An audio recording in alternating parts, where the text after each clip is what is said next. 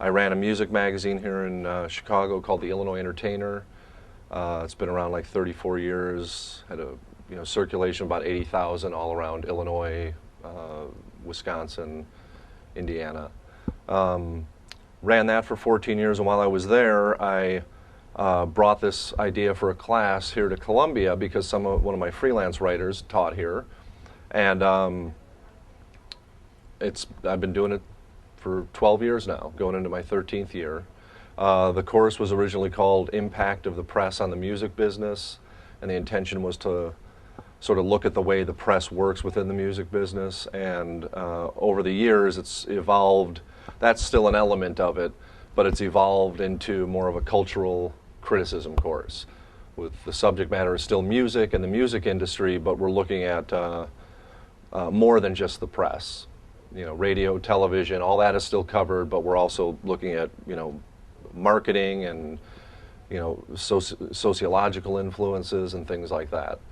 This course is sort of an oddity in this department.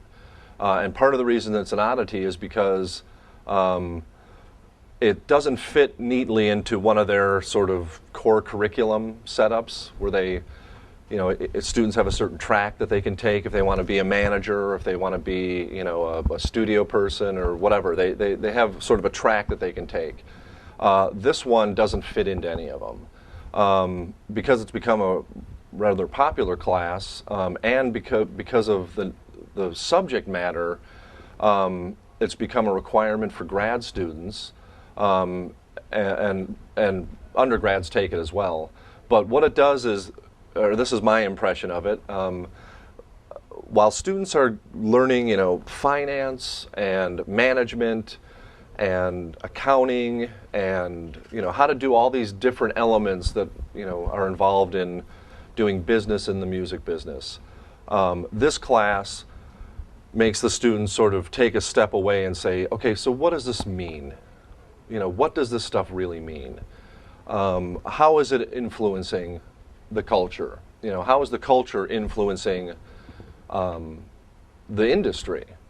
And that's something that doesn't get those questions don't get a lot of coverage in the other courses here, because one of the great things about this school is that they have a lot of professionals doing the teaching. And you can get a lot of great insight and learn a lot of not only how things should be done, but how they actually happen. But you don't get a lot of stepping back and asking those questions. What does this mean? Where does this stuff fit in to the rest of the culture? Music is the biggest selling art form in the world. It's, the power of it is undeniable. I mean, everyone who's a music fan can tell you that particular song that will break you down into tears when you hear it. And that's a form of art. That's a unique thing that music does as a form of art, which a lot of other arts don't do. But there's a huge multi-billion dollar business behind it. And part of the purpose of my class is to kind of examine what this stuff means, what it does, how it affects you, maybe how it affects you and you don't even know you've been affected by it. And so the class is, at this point is, like I said, it's a graduate requirement, because the other element of the class is that it's a very intensive writing course. I'm a writer. That's what I've been doing for 20-some years professionally. I'm now a freelance writer, and I teach here.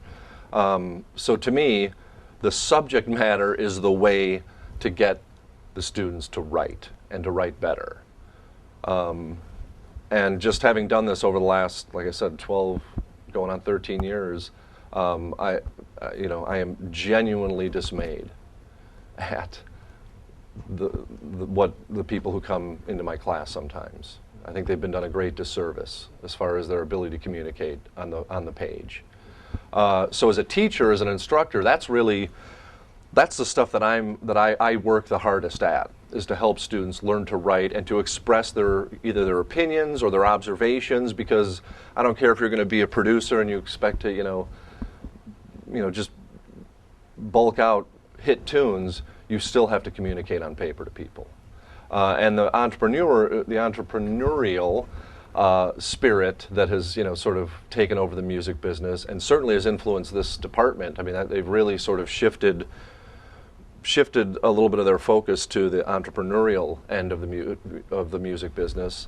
That's even more important, because you're going to be the person doing the press releases, the proposals for a new project, or maybe you want to build a studio and you're going to have to go to a city council and get some approvals done.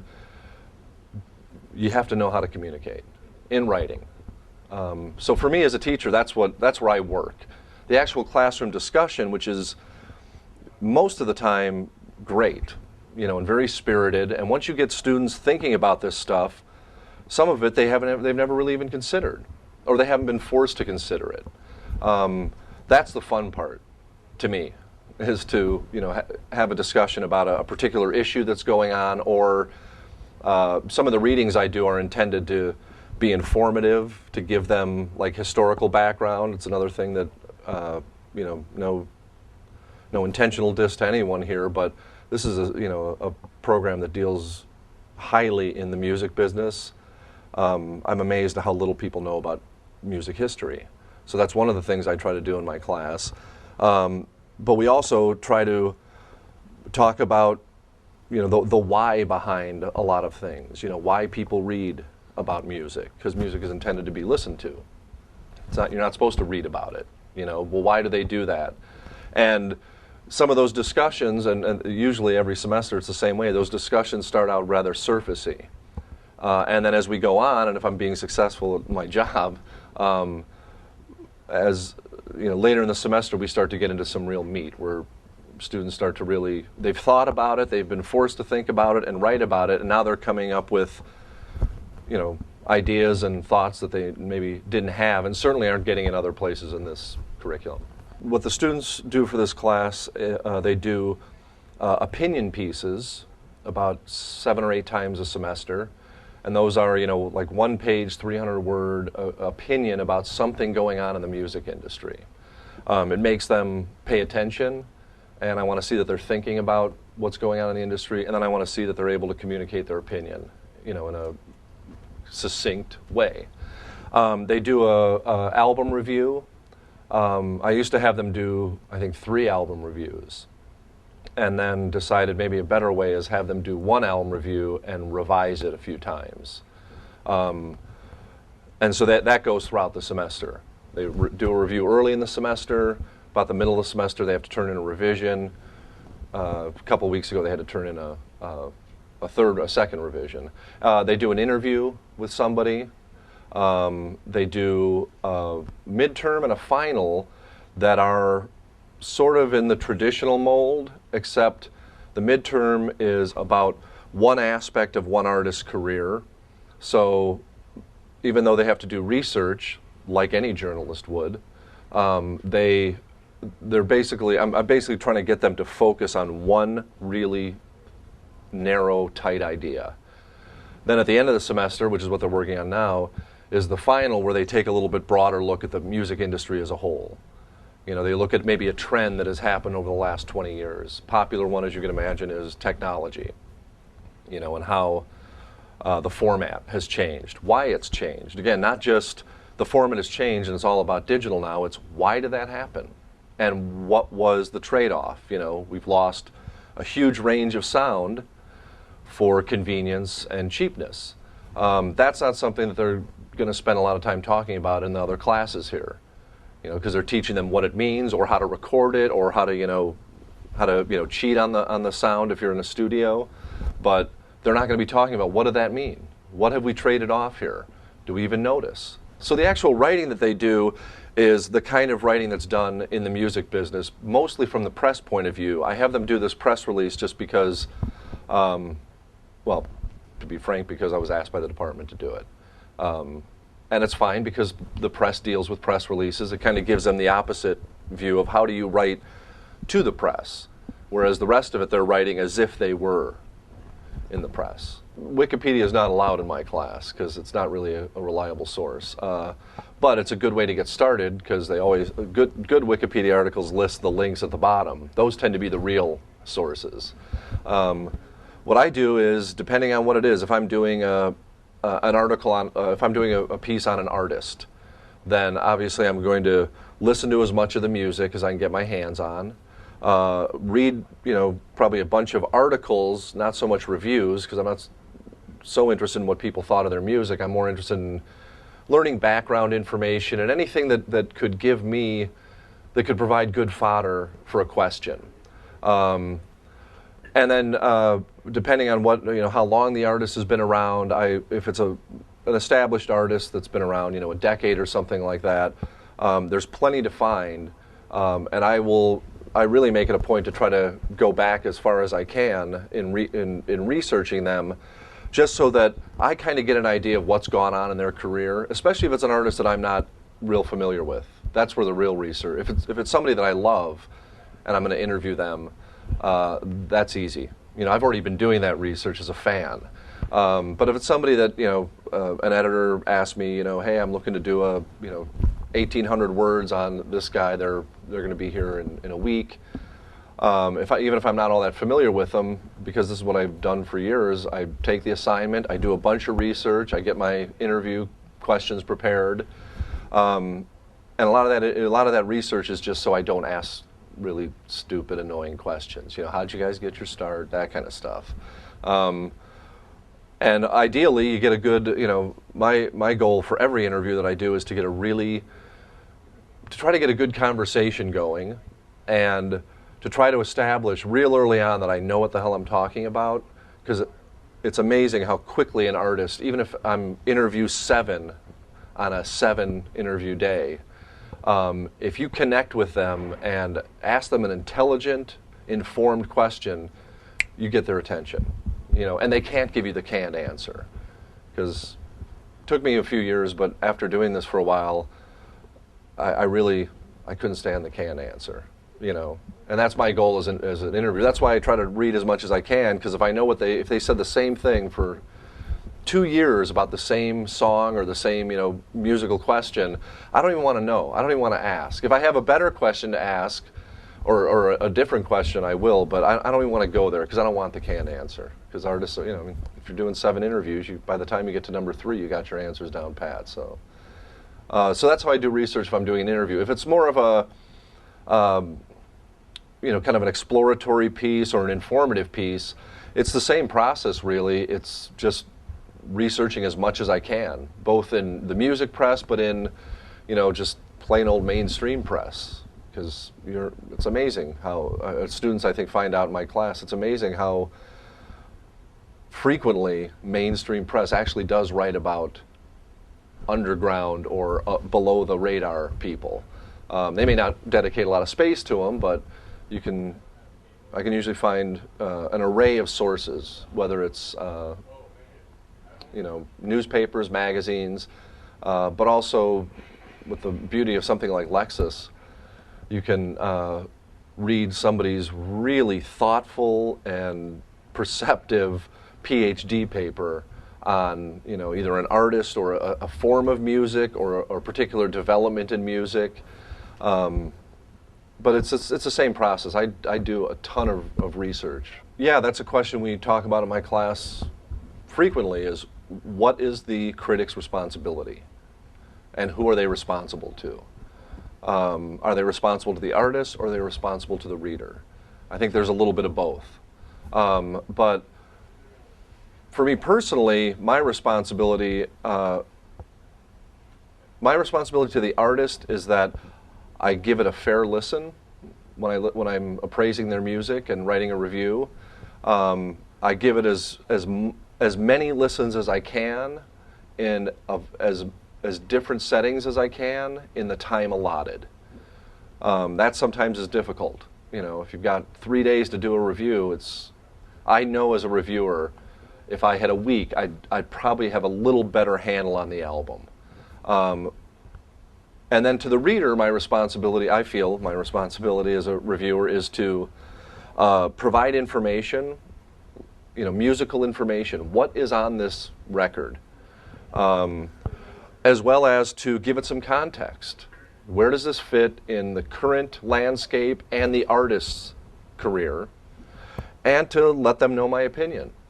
Not whether to buy it or not. I've never been interested in whether you should buy an album or not. I don't presume that critics have that much power.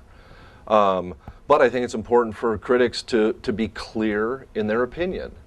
And that's one of the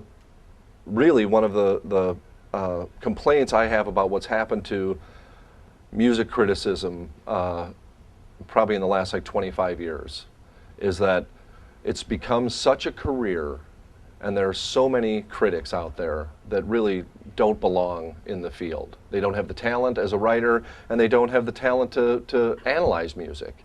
But it's become a career. And obviously in the last 10 years or so with the internet and the blogging world, everyone thinks they can be a critic. But the quality of criticism, I think, has become so piss poor because of this careerist nature of it. The language is, it's so limited. When you read a review, most reviews, not all, but most reviews, the language is so limited. It relies on the same damn descriptions, hard driving bass. What the hell is that? Well, it's easy, and it's accepted. Nobody really can tell you what a hard driving bass means, but it's the easy way to go, and it fills your pages. Plus, critics, I think music critics have sort of, because of this careerist nature of it, they don't spend the time they need to really assess the record and to assess the thing as a piece of art.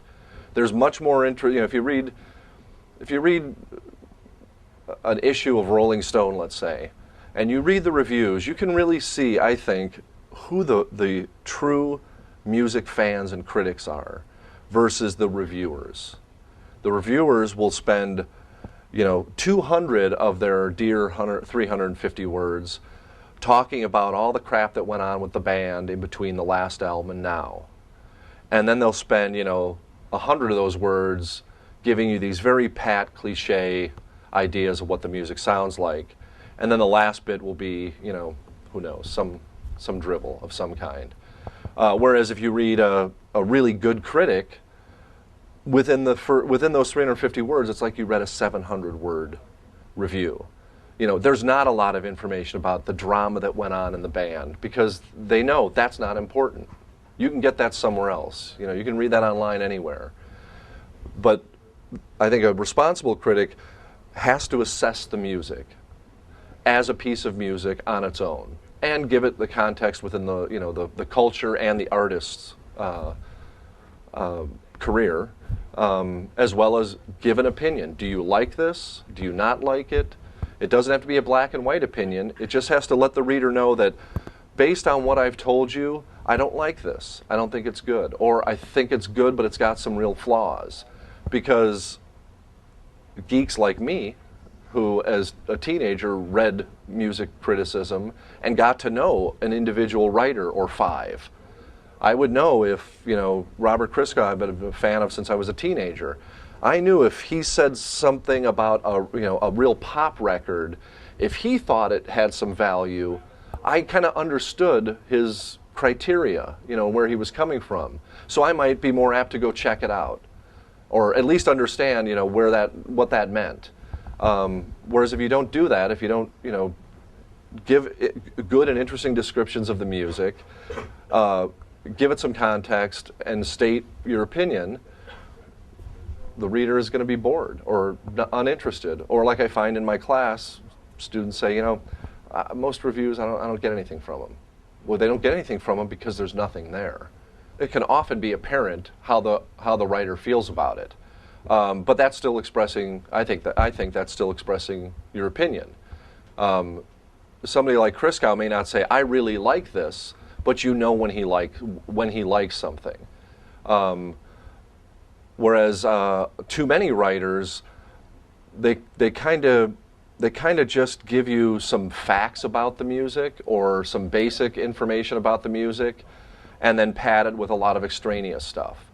I just use the drama or sort of the biographical stuff because what does every music journalist get? When they get an album, they get the bio, and then they get a couple of clippings, and they look at that and they say, "Oh, okay, I can do something with this information, and I can fill up half my review with it," instead of sitting there listening to the music and trying to say something about the sound of it, the meaning of the lyrics, if there is a meaning to the lyrics, so that when the kid who, or not the kid, the person who reads the review will actually get some good information about the content of the music.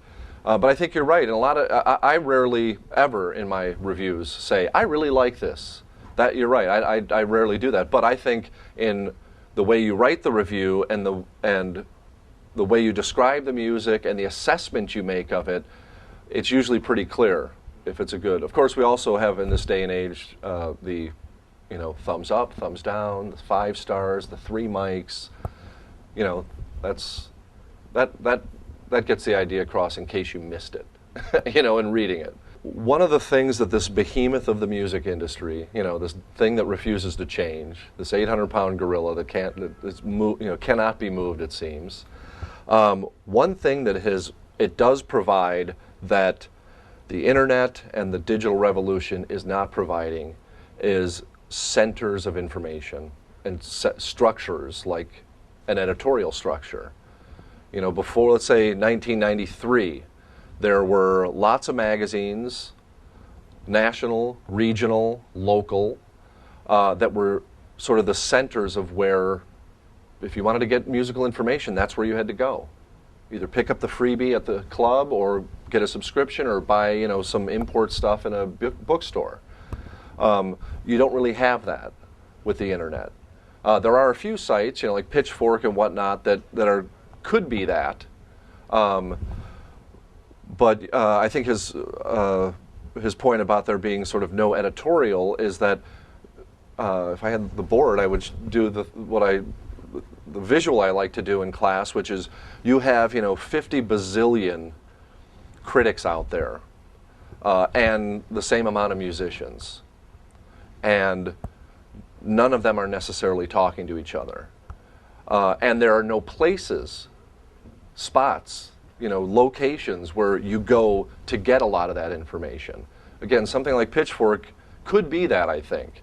Unfortunately, I think Pitchfork just has taken kind of the newspaper, magazine approach to editorial, fill the holes, short and sweet reviews. To me, that's been the thing that excited me the most when I was working in a magazine, we were starting our website, is that this is going to give people space to just do the 700 to 2,000 word review of an album and really dig into it. People aren't doing it because it's time consuming, it's costly, and nobody wants costly, even a website don't pay much anyways. But I like that idea that he said that there's really no editorial for it, because it's sort of all these independent independent musicians, writers, all floating out there, and there is no real structure to it. And that's really one of the only positive things that the behemoth of the music industry kind of did, simply by matter of control, is it gave you places to go and look for musical information. And I know a lot of students, and I do it too. If I want to read reviews, I start looking around for them, and you can find, people writing about a certain album on their blogs. There's so many sources to find it. But who do you trust? You start to read somebody's, not even review, assessment, let's call it, of a new album that came out, and then you realize, oh, well, this is just a fan. Fans are good sources of information. They're not the best assessors of music. So people like myself, I find myself going back to sort of the dinosaurs, because I know at least most of those reviewers, or a lot of them, not all of them, but a lot of them know how to do this. At least I'll get that. My favorite music critic is Robert Christgau, because I think he does the things that I try to do, and maybe that's because I learned about him as a teenager and really latched into the way he writes. My students read a bit of him in the class, and it can be difficult for them because you have to have like a decent vocabulary, which is another problem. But I loved it. I started reading him and I latched right into it. Because he's continued to do it, I've been able to I've been able to follow him, and I value his opinion as a critic. I don't necessarily always agree with it, but at least I know that this is a legitimate broker, with a ton of history. One of the guys that I kind of got turned on to when I was a teenager that doesn't really write all that much about music anymore is Greil Marcus. I liked he took a real egg-headed approach to it, which I appreciated. I liked it. It was something different. Those are probably the two that, as a critic, I can say had an influence. But especially Robert Christgau. I also liked John Mendelsohn. I don't know if you remember him. He doesn't really write that much about music anymore. Hasn't for a long time, but I really liked him because I think, and I'm sure any music critic who hears this is going to, retch. I think he did the kind of stuff that Lester Bangs did, but he did it better. And he was a better editor of his own work. His personal life was part of his music reviewing. But he always kept the music first. Whereas with somebody like Bangs, who everybody hails, I enjoy him. I like some of his reviews. I think are brilliant, but I think he really needed a good editor, to say, all right, this is not all that interesting. I don't really care this much about your life. He was an interesting enough character that a lot of the times you did, but nowadays there's not. There's maybe a couple of people that I've gotten to know their writing enough over the years that I feel I have an idea of their criteria, and that's to me that's the key. One is a guy right here in town, Greg Kot. I don't necessarily agree with him all the time, and he and I he does a radio show now with another critic in town, Jim DeRogatis at the Sun-Times, and Greg's at the Trib. But before that, he and I did a radio show on a station here on the Loop. And we had great discussions because we share enough similarities, but we have a little bit different approach. But as a critic, as somebody to read, I like to read his stuff because, again, I know he's an honest broker. He really gives a shit about this stuff. He cares about music. This is the thing he loves.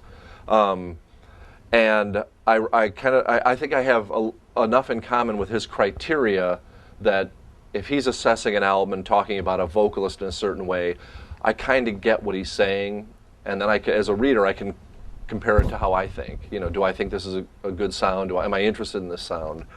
The other guy is, I can't even believe, I'm not going to remember his name, David Frick at Rolling Stone. I'm not a real big fan of his writing. I don't think he's a great writer in any way. I really don't.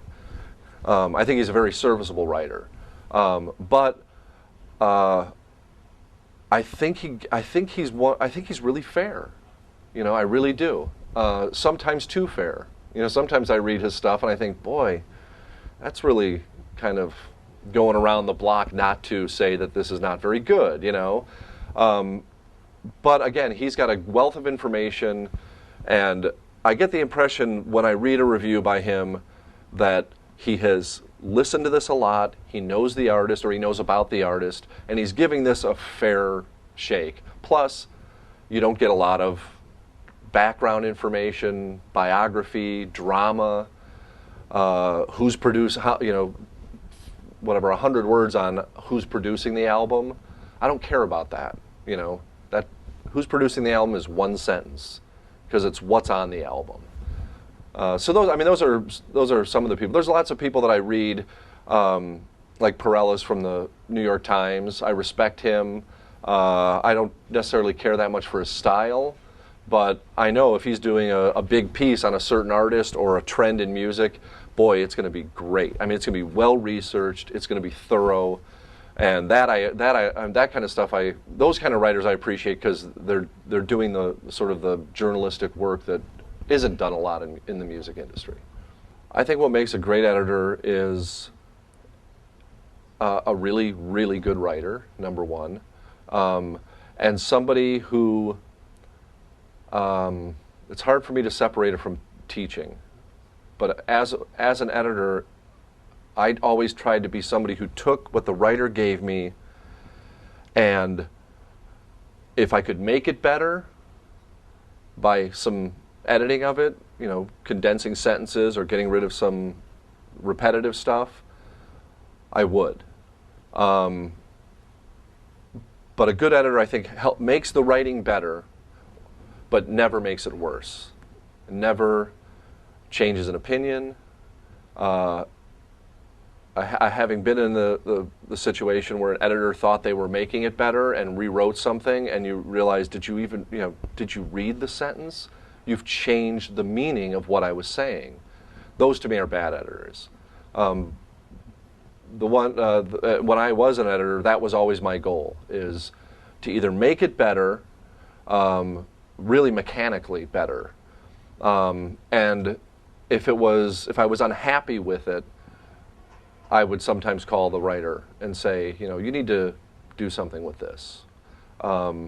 This magazine, like a lot of the magazines, they didn't pay a lot for a review. As of 5 years ago when I left there, they were paying, $25 for a 300-word review. That's nothing. So, as a practical matter, I didn't have a lot of leverage with some writers. With new writers, as an editor, it was almost part of my process to try to bring them along, because they were as excited about being in print as they were getting paid. And I sort of thought, if this is a good writer that I want to put in my magazine, I want to get kind of close with them and back and forth a little on the phone, and then via the internet or via email when that came on. To try to get them good really fast. But yeah, to me, I think that's what I think is a good editor. It's a little different than what I do in my teaching, because as an editor, you've got deadlines, you got space to fill, and sometimes you got 3 lines too long on that page, and there's a great review. You can't flip-flop it anywhere for whatever reasons. Then that's where I think a really good editor preserves as much of the good stuff to fit in that space. And those are just unfortunate practical matters. As an editor, I didn't have a lot of complaints from my writers. I got great compliments from writers, especially established writers who would see the piece that ran and they'd be like, hey, I really like what you did with that closing paragraph. And I was like, yeah, well, it was like 3 paragraphs too long, so I just had to kind of condense it down. So that always made me feel good. The only complaints I really got as an editor was from first-time writers.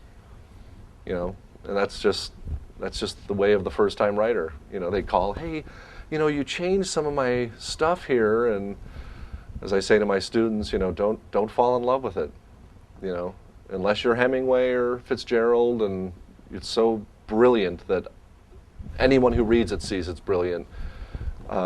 Writing is really just a lot of editing, and you weren't able to do it before you turned it into me, so I had to do it because that's my job as the editor. As a teacher in this class, that's totally different, because it's, I wish I would have brought a sample of it, but when I give students their papers back, the first day of class, I always say, if you got any problems with red ink,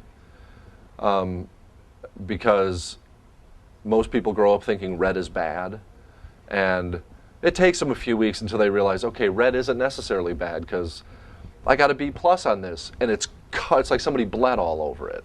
But as a teacher, my role is very different. It's some editing where you're showing them, no, a comma doesn't go here, but a comma goes over here. But that I don't want to spend a lot of time talking about when I'm grading and assessing, somebody's paper, because that's easy. You see, oh, delete that comma there, put a comma in there. What else is to be said? But what I do is I do a lot of commentary in the margins. I ask a lot of questions, either pointing out that this actually is saying something different than you think it's saying, or I ask, they take their content to a certain point, but they don't go to the next level. They don't ask, why did that happen? So I'll sometimes ask, well, why do you think that? Why do you think this is the case? Don't just tell me it's the case. Tell me why you think it's the case. And that's a very different role than an editor. Because really, with this semester I've got 19 students. I can't sit down and talk to them and go over sentence by sentence. I do that on the page. And I had a couple professors who did, a couple teachers in high school who did it, and a couple professors in college who did it. And I always learned more from that by actually saying, why is this not right? Oh, because grammatically this is wrong, or oh yeah, I didn't even think logically that doesn't make a lot of sense, or that is confusing. So when I started teaching, I said, that is the kind of teacher I want to be. And even though it's very time consuming, that's the thing that I know just from students. They're like, I've never had anybody assess my writing like this. It's like, okay, well, now you do. And by the end of the semester, you're either going to get better or you're going to, bullheadedly just say, no, I'm going to do it my own way. So art criticism, which all those fall under, have a lot of things in common. Criticism being different than reviewing, which I think is a distinction that's sort of been lost. What we mostly have now in all the arts are reviewers. They're assessing a piece of work as it's like falling off the press, or as the show opens, they're making an immediate assessment of it.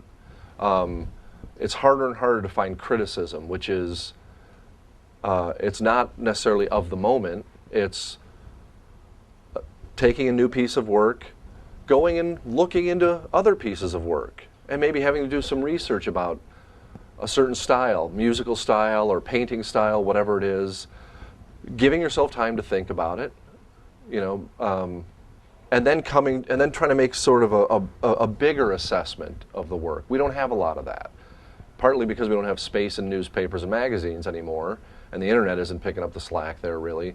And part of it is because a lot of people have been trained to be reviewers. New album, what's it like? Gotta know now. Gotta be in the paper the day it comes out. But for me, I think I learned as much about music criticism as I did reading music critics, because I was a huge fan as a teenager, as I did reading movie reviews. Because I'm a big movie fan too, and I've read those since I was old enough really to know what it was. And to go see enough movies to warrant it. And I know just as my own individual development, there were things that I learned from reading the daily newspaper people here in Chicago who reviewed the movies, that really helped inform just structurally how you structure a review. I'm confident that I could review movies, because I understand the language of movies and film, so I feel confident I could do that. There's certain areas of music that I don't feel confident in, jazz, for instance. I'm a total neophyte when it comes to jazz. I'm learning over the years. I'm learning more and more. But if somebody called me and said, hey, I need you to review this album by a serious artist, wow, not me. I would not feel confident to do that. And that I think is because structurally I know as much about music or movie reviews as I do about music. As I do about music reviews. It's just that content-wise, I know less about jazz than I know about movies and script writing and things like that. That I have much more knowledge of. I've done some of that. But I know just growing up, there were people in the city here that I read, and actually one of the best compliments I ever got as kind of a young music reviewer was from the guy who hired me ultimately at this magazine. I went to turn in some copy to him at his house, because you had to like turn in the paper because you couldn't email it, and And we just started chatting, and he just kind of out of the blue, and I'd maybe done like a dozen reviews for him and done a couple of feature stories, and he said, I got to tell you, I really like your album reviews. Do you know the movie critic Dave Kerr, who has gone on and written in other places? He was in New York for a while, but he was here in Chicago for a long time, and I actually quite liked his reviews. And I was just like, yeah, I read them all the time. He goes, that's what your album reviews remind me of. And I was just like, really? I said, but they're music reviews, they're not movie reviews. It's just the way they're structured, the language, it's all about the music. It never veers into anything else. And that I took as a great compliment, because for years I'd been reading this guy, and I may not agree with his movie review, but I had a lot of respect for him. So it was just like, wow, that's awesome. So now 20 some years later, it's interesting that you asked that question, because just now I'm realizing that's probably why. I read as many movie reviews as I did album reviews at the time. So I usually get that from artists, is if you ask them about their music. Well, I like to let the music speak for themselves. And it's like, well, you're right. Yes, the music speaks for itself, but I'm doing an interview with you for a music magazine. You have to speak now. There's a couple of artists that I've interviewed over the years. Now, I haven't for a few, because I just am not into the thick of it like I was running a magazine. I'm more of now a freelance reviewer. Both from the band Uncle Tupelo. I interviewed them when they were early on in their career, like between their first and second album. And then I interviewed them, and then when they split up, I interviewed them individually. And the one guy, Jay Farrar, never had much to say. Most painful interviews I did early on. Literally just trying to get something. And he kind of was like, well, just listen to the music, man. That's what it's about. And over time, establishing a relationship with them, by like the third or fourth time I interviewed him, he was much more talkative and much more open, because he trusted me, and he knew that I'm an honest broker. I keep using that term, but I think it's very important in that field of criticism. And he would talk more, and I got great stuff out of him that you weren't seeing in other places. And then he would still, it was always about the music, but he was willing to talk more about his feelings about the music. Whereas the other guy, Jeff Tweedy, was always more open. He was quiet at the beginning, but he was always more open. If you read, interviews with him over the last decade or so, he's much more talkative and has a lot more ideas and is much freer in wanting to talk about stuff. And in one interview I was right around the time of being there, I think. I had written a review where I had a line about one of the albums, their first album actually, about it being claustrophobic. And in the course of our conversation, he was making his point, which a lot of artists do. Well, it's all what's in the music, I really don't care what the critics think, no offense to you, Mike, but I really don't care what people think. End of the interview, I'm packing up my stuff, we're chit-chatting because we have a couple mutual friends, and he says, so do you think this album is as claustrophobic as the last one? And I just looked at him and said, I thought you didn't care what critics said. Well, yeah, but I know you, and it just kind of stuck in my craw, and I was like, yes, I do think this is a much better album. It's not as claustrophobic. But that wasn't, it was still about, I was still talking about the music, but that was obviously a case of the artist, even though he said it's all, deal with the music, it's all about the music, he cared. He looked. He read the reviews. It bothered him. So, thanks for talking to us. Great. Well, thank you. This was interesting.